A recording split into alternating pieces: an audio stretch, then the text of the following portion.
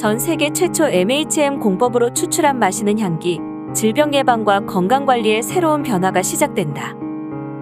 몸과 마음에 직접 영향을 끼치는 외부 변화 요소가 향기다. 어느 경우든 후각을 통해 냄새를 맡지만 향기를 마신다면 어떨까? 천연물질의 냄새 발생 분자를 포집하여 농축된 액체 상태로 만들어 음용하는 마시는 향기가 개발됐다. 향기를 이용한 치유요법과 아로마 테라피 등이 내 몸의 건강을 위해 현대인들에게 새롭게 부각 인식되고 있다.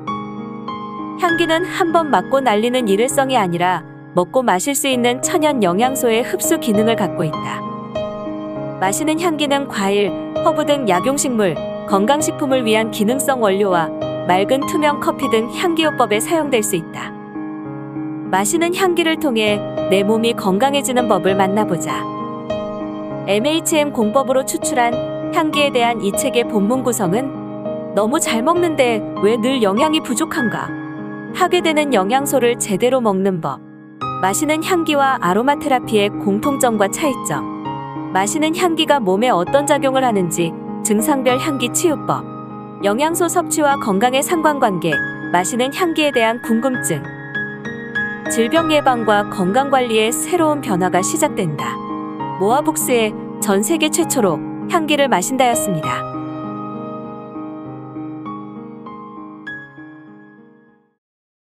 식품 제조 설비는 사용하는 목적에 따라 그 기능이 선택적이며 제한적입니다.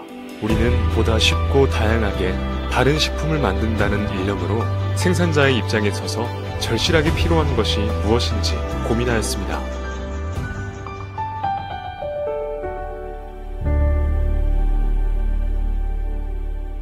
다목적 식품 제조기 MHM 제작 스토리. 먼저 식품 설비가 생산할 수 있는 제품의 다양성에 대해 고민하였습니다. 지금까지 다양한 제품을 생산하기 위해서는 원료의 성상과 목적에 맞는 각각의 설비가 필요했습니다. 다목적 식품 제조기 MHM은 그 이름에 걸맞게 통합된 단일 설비로 홍삼이나 과일의 농축, 조청이나 잼류의 고농축, 향기 포집, 알코올 증류, 기능성 원료 등 모든 목적에 맞게 완벽하게 생산해냅니다. 따라서 이제는 다양한 설비가 필요 없이 MHM 단 한 대로 습식으로 된 모든 천연물의 제품을 영양분의 파괴 없이 단시간에 대량 생산할 수 있게 되었습니다. 시간, 고민했습니다. 재래식 방식으로 딸기나 블루베리잼 80에서 100kg를 생산하는데 8시간이 걸렸다면 MHM은 얼마만큼의 시간이 걸릴까요? 약 45분. 1시간도 채 걸리지 않습니다. 향기로운 브랜디와 전통 증류주 몇십 분도 걸리지 않습니다. 눈으로 보고도 믿기지 않을 정도로 콸콸 쏟아집니다. 홍삼 농축, 도라지 배 농축, 조청 등 1시간 전으로 모든 공정이 끝이 납니다. 열에 대한 노출과 제품의 질을 생각하였습니다. MHM은 고진공, 저온, 고속 농축으로 열에 대한 노출을 최소화하였기 때문에 맛, 색, 향기, 영양이 모두 그대로 살아있습니다. 유지 비용을 고려하였습니다. 아무리 효율이 좋아도 유지 비용이 늘어나고 잔고장이 많다면 좋은 설비라고 할 수 있을까요? MHM의 생산량은 20배까지 늘어난 반면 인건비는 반으로 줄이고 연료비는 3분의 1로 줄였습니다. MHM은 식품 제조의 가장 기본도 중시하였습니다. 다목적 식품 제조기 MHM은 작업 반경이 넓지 않고 농도와 결과물의 예측이 쉽고 조작과 청결 유지가 간편합니다. 또한 MHM은 의장 등록이나 부분 특허가 아닌 추출 및 농축, 증류기 부분 국내 최초 청구 1항, 포괄 발명 특허를 받았고 3종 디자인 등록이 되어 있으며 식품설비 분야 최초 감정평가원의 감정을 받았습니다. 또한 조달청 벤처나라 혁신조달 상품으로 지정되었습니다.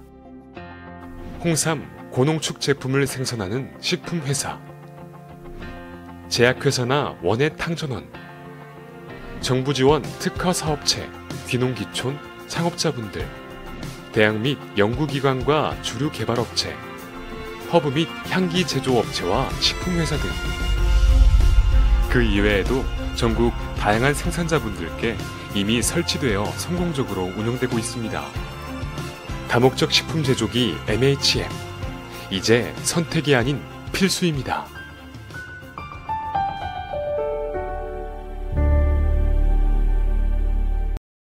한약학 박사님 김용식 대표님이신데 직접 개발을 하셨어요. 아주 이 기계 이름 명칭이 뭔가요?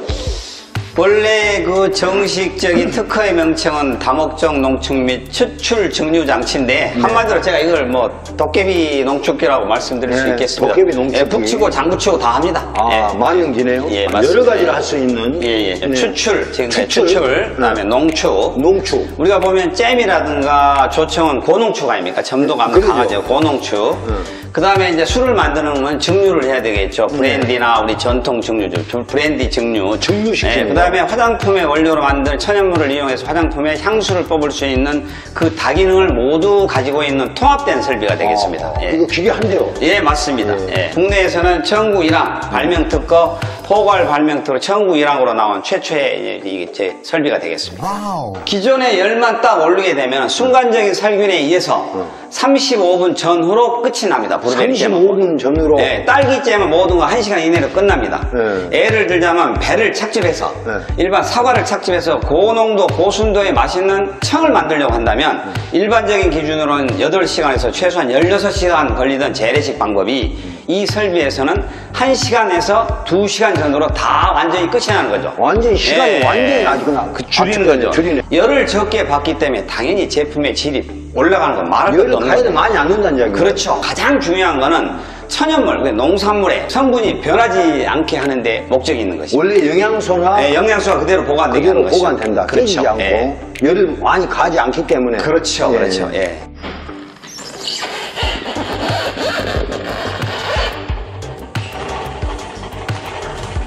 본인은 생과 12kg를 넣고 50대 50으로 많이 하잖아요. 근데 이제 저희들 직접 먹을 거니까 반절만 넣겠습니다. 그래서 3kg짜리 하나 넣었는데 하나 더 넣도록 하겠습니다. 3kg짜리 2개 넣습니다. 2kg. 본인은 생과 12kg, 설탕 6kg 넣습니다. 그리고 이제 다른 건 아무것도 들어간 게 없죠. 네, 그렇죠. 바로 밀봉을 하고. 전면을 긁어주는 교반의 기능이 있어서 자체적으로 교반을 하면서 저어주면서 그것도 뱅글뱅글 가운데만 도와주는 게 아니고 전면을 교반을 하면서 열에 노출돼 익어가면서 전체적으로 브루베리가 퍼지게 되는 겁니다. 그래서 알갱이가 아삭아삭하게 씹히는 브루베리 잼을 만들든지 아니면 고운 브루베리 잼을 만들든지 그거는 자기 그 취향에 따라 다르게 할 수가 있겠네요. 네. 77도인데 이 양을 기준으로 한다면 15분 전후면 이 잼이 만들어지겠습니다. 15분 전후면 잼이 완성이 된다고. 이 다음 오늘은 브루베리 잼만 했지만 이건 딸기잼이 될 수도 있고 예를 들어서 양파잼 같은 경우에는 잼의 개념을 지금까지 잡지를 못했어요. 제 경험으로서 양파잼도 아주 훌륭한 잼이 되겠네요. 자연적인 교반에 의해서 잼이 이렇게 나오고 있습니다. 쏟아져 나오고 있습니다. 수분을 완전히 뽑아내고 잼이 아주 걸쭉하고 아주 맞습니다. 이 블루베리에 그 알갱이도 조금씩 씹히고 아주 좋습니다. 이게 포도주인가? 백포도주, 백포도주.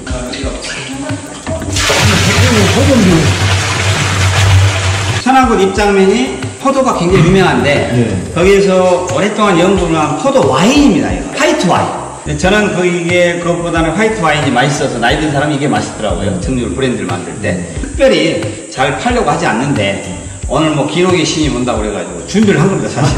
네, 그래서 모든 포도주는 12도로 정해져 있답니다. 원주가 포도주 자체가. 그런데 이걸 20리터니까 오늘 4분의 1 정도 줄이게 되면 12리터만 뽑아보도록 하겠습니다. 그러면 35도에서 42도 사이에 아주 훌륭한 브랜드가 나오게 되는 것이죠. 예. 새로운 또 정리를 시켜가지고 지금 술을 술이 증류되고 있는 장면이 술이 이제 떨어지고 있죠. 이게 이제 우리가 먹는 거죠. 네, 증류주로 알코올입니다. 증류가 이렇게 지금 아주 정신없이 나오죠. 네. 정신없이. 폭포처럼 쏟아지고 있네요. 몇 도 정도예요? 지금은 여기 처음 나온 거니까 엄청나게 도수가 높겠죠.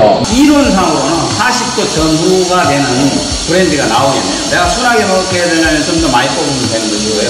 도깨비 농축기 하나 가지면 기농 기초인들 뿐만 아니고 소규모 자영업자들 그리고 대학연구소, 식품 만드는 공장 그리고 일반 대학교 미생물이라든가 응용하는 데라든가 이 한 개 가지고 여러 가지를 다 할 수가 있는 거죠.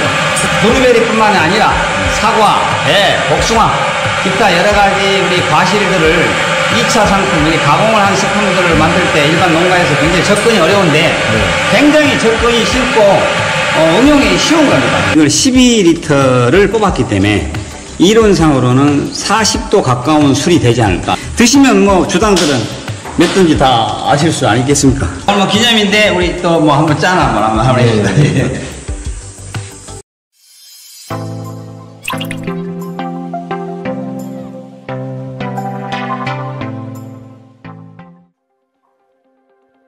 안녕하십니까.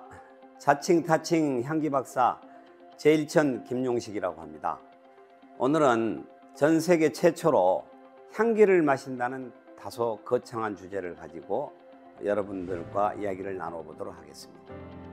향기의 용도를 말씀드리자면 예로부터 향기는 향수의 용도로 쓰였을 뿐만 아니라 대표적이죠. 정신적인 치유의 한 방법으로도 많이 사용하였습니다. 또한 향신료로서의 음식에 풍미를 더하기도 하고 종교나 의식에 사용하기도 하였습니다.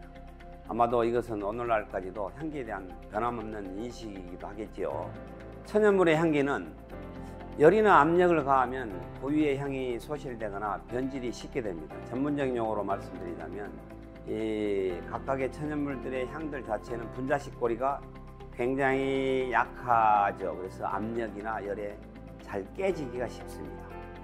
그래서 향기는 포집 과정이 아주 까다롭고 대량 생산이 어려운 단점이 있습니다. 그래서 자연에서 얻은 향기를 예로부터는 치료의 목적이나 종교의 의식으로 소중하게 다뤄졌고 고급 향수나 화장품의 용도로 귀하게 사용되어졌습니다.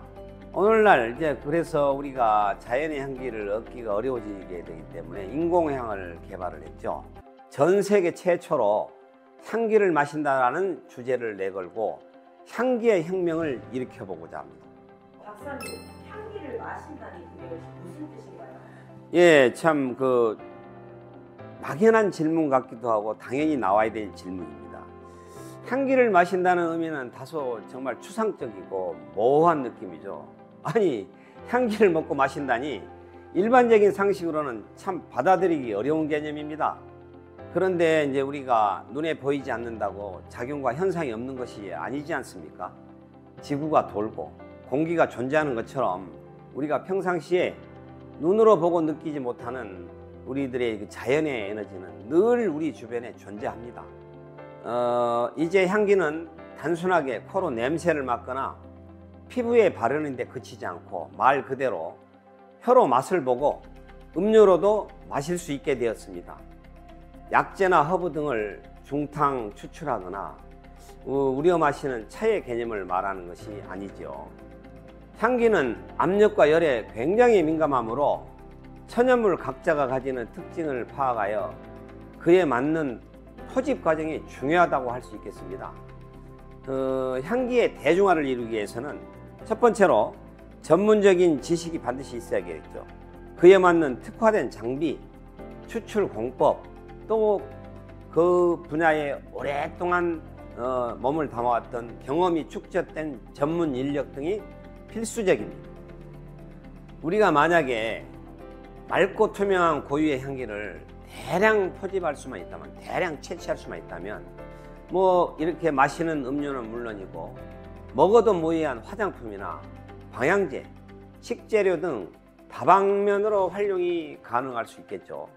그렇게만 할 수 있다면 오늘날 우리가 문제가 되고 있는 인공향기의 역습에 충분히 대응할 수 있을 것입니다. 모든 천연물들은 향기, 맛, 색, 영양이라는 본연의 성질이 있죠. 특히 영양 성분 말고도 이 고유의 향기라는 중요한 기운이 존재하는 것입니다. 어쩌면 그것은 영양 성분보다 더 중요하다고 할 수 있죠. 천연물은 구조가 다른 만큼 각각의 특성도 다르게 나타납니다. 그래서 우리가 먹었을 때 우리 몸속에 나타나는 작용과 현상도 당연히 다르게 나타납니다. 향기도 마찬가지입니다. 천연물 각각의 영양 성분이 다른 것처럼 고유의 향기와 에너지도 서로 다르죠. 따라서 서로 다른 향기는 우리 몸속에 나타났을 때 어떻게 될까요? 우리 몸속에 들어왔을 때 작용과 반응과 현상도 당연히 다를 수밖에 없습니다.